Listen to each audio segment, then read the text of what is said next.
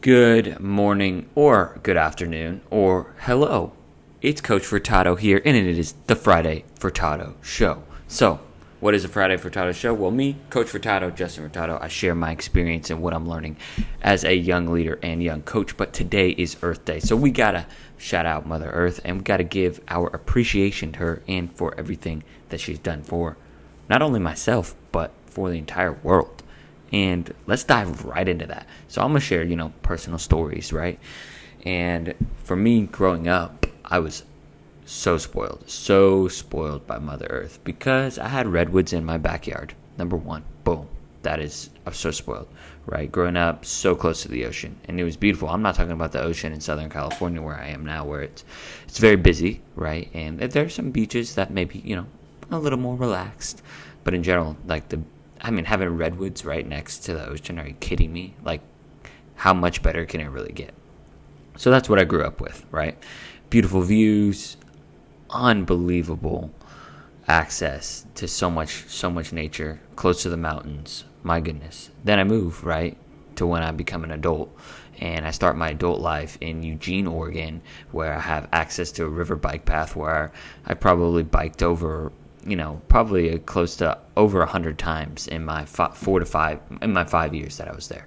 So close to nature. I could walk to, different parks that, were blanketed in trees and flowers and just stunning, just in awe. And, that actually was the hardest thing for when I moved here to LA. It wasn't the traffic.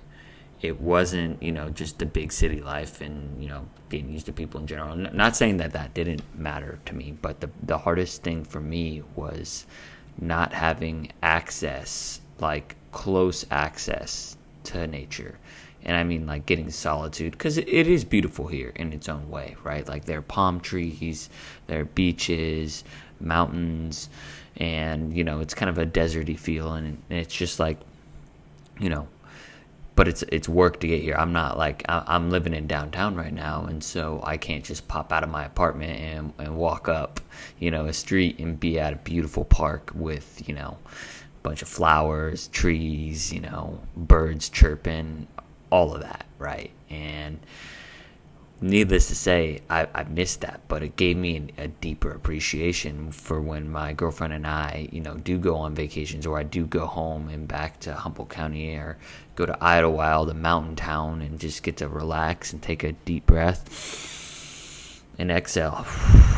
Wow, it's just so beautiful. It's I feel rooted at home and at peace and that solitude, and it's connecting with another piece of myself, right? Because nature's another piece of myself. And with that being said, I also went to Catalina last weekend. It's a little touristy, right? But it's still it's an island, and we were whipping around a golf cart, and you can oversee the ocean, and you got birds, and you got a deer walking around, right? It's a vibe, right?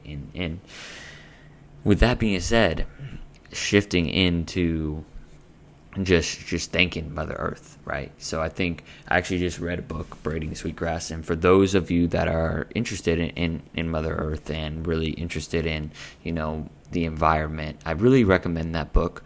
It's not a book that's going to tell you how we're going to stop climate change, but it will give you a really, really deep appreciation for nature and everything that it does. And one of the things that I learned, and it's a lot of indigenous wisdom, right? Because as white people, we kind of came and conquered and take a lot of resources, and there's so much wisdom from the indigenous people of really respecting and honoring Mother Earth and all the plants and animals, and it's not like they didn't eat salmon or eat deer, right? But instead of overfishing,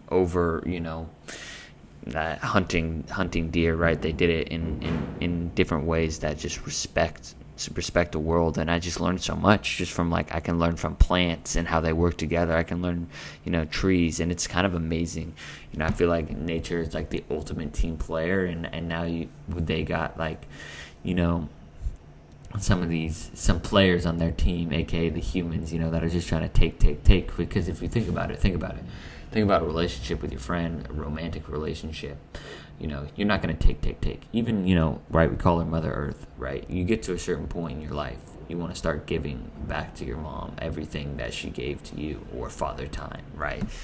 And it's got to be the same thing, right? And it starts with developing a relationship with Earth. And I think that's where I feel like I'm spoiled, and I have that because I had so much access to that at a young age. You know, I was playing in the redwoods, you know, chucking baseballs, like, you know, like soft baseballs, and playing, like, you know, not necessarily army games, but, you know, doing things that kids do in the woods, right? So, like, you have that deep appreciation for that. It's just like that stillness, that quiet. It's just, there's really nothing better. And I think I encourage and I implore you to think about what your relationship is with Earth, and how you can continue to strengthen it, and how you can continue to give back to it. And that's something that I'm thinking about, right? I'm thinking about what are ways, like, one way I'm just trying to do is just spend as much time as I can in nature, and talk about it to kids, talk about, you know, the importance of, you know, shifting. And not necessarily, I don't know about the word sustainable, right? Because I think it's a very overused word, but, you know, to use the least amount of materials and items that we need. I try to be a minimalist. I'm still a human at the end of the day, and in a society that's very materialistic, and I definitely don't always, you know, follow through. I'm still a little bit more careless that I need to be, and I end up having to buy new things. But I really do. I do try my best, and I honestly need to probably try even a little bit harder to use just less items, right? And there's going to be different ways that we respect and give back to the Earth, and I'm going to try and do my best to. I'm looking into organizations down here in LA that I can join that support the Earth, and, you know, support everything that it does. So, I mean, at the end of the day, we would be nothing without Mother Earth. So we got to give our love, got to give our respect, and I really hope that you spend some time this weekend. I'll be spending some time in beautiful San Clemente, getting a little beach vibes action in, and won't have as much time today on actual Earth Day to, you know, honor it, because I work, and that's okay.